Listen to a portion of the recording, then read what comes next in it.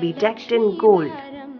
She was the very embodiment of affluence, abundance, and auspiciousness.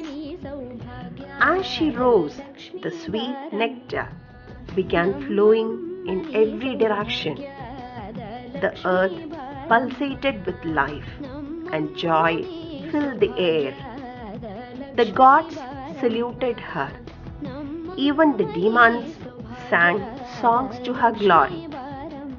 Sacred elephants that hold up the sky came from the 8 quarters of the universe, raised their trunks, and consecrated her with life sustaining water.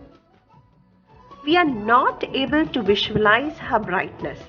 She appears like a diamond damsel, said the Devas.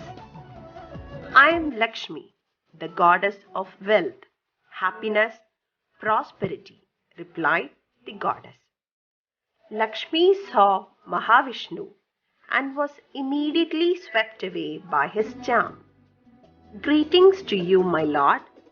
You have struggled so much for taking the sweet nectar Amrita. You had put all your efforts without expecting anything.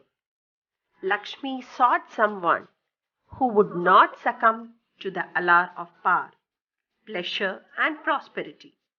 Wise and virtuous, capable of using force, charmed with discretion to uphold the laws of life.